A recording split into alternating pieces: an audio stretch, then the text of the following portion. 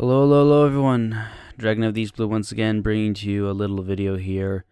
Sadly on yet another sad topic, and once again talking about a hero of mine that has moved on to the next world. Robin McLaurin Williams, who was without a doubt the greatest comedian of all time, took his own life yesterday and pronounced dead at 12:02 p.m. I don't know why so many fall to the comedian's curse, which is depression. At least that's what I call it. But there is nothing more devastating than that. There really is nothing else. He was one of my favorite comics and one of the most influential. I mean, I don't do that much comedy in my work. I mean, we can pretty much debate how crap my jokes are in my work, but, for what little I do, a lot of it's based on his. A lot of it's based on his work.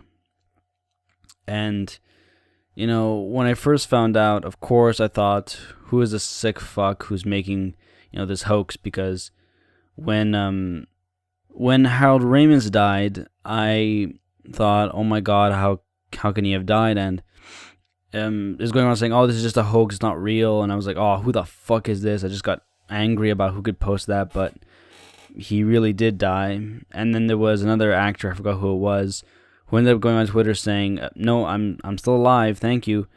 And this was one of those moments thinking, no, it can't be. Please let him not be dead. Please let him not be dead. Please, it's just a joke. It's just a fucking hoax. And it turns out that it was not a hoax. And I was so desperate that it would not be a hoax, that it would be just a hoax, because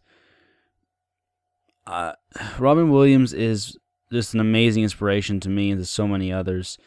He made us laugh. He made us cry. It just, one of those deaths that you just can't really believe it happened.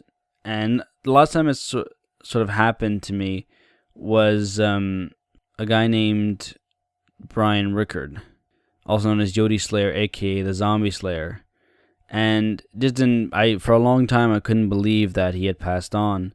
But on a global scale, that doesn't really translate. So the closest I can think of after that, or before that rather, would have to be Michael Jackson dying, because it doesn't seem like someone who's such a powerfully large icon like Michael Jackson could pass on, and there he is, no longer with us, and showed that the kind of disbelief. And that's why I didn't kick in yesterday that Robin Williams had passed on. I just didn't want to kick in.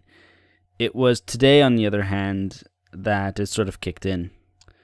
While I was watching the news during lunch, they did a dedication to Robin Williams. And, I'm watching it being, feeling sad, but, it's how it is. When I finished eating and went downstairs to continue my work, I realized that during the past year, I have lost 3 of my heroes. As I mentioned before, Brian Rickard, aka Yodi Slayer, aka the Zombie Slayer, on October 23rd, 2013. John Panette, one of my all-time favorite comics, on April 5th of this year. And now Robin McLaurin Williams on August 11th, 2014. I just sat on the steps and cried. I don't know how to put into words how much he affected me in my life, what he's done, how his work has been so influential. And it's difficult also for me to comprehend it in some forms, because he was undoubtedly suffering from depression, as a lot of comedians do. I suffered from depression for several years, and I was brought to such a low point, and I managed to get through it without medication, without doctors. I managed to pull through because I found someone I really loved, my girlfriend, that we're now over a year together. I pushed myself through. I managed to get through the darkest time of my life. And Robin Williams, with all of his help, all the love he had, all that was available to him, he couldn't pull through. And it's funny that's how it works, how the world works, but it's also the most unfair thing I've ever seen. So, all I wanted to say was, I just wanted to share my feelings. A lot of people have been coming out saying it, and I felt like, I just wanted to just share it. To share that, I love this guy, I love his work, and it sort of makes sense that the serious roles he played were actually a reflection of who he really was inside.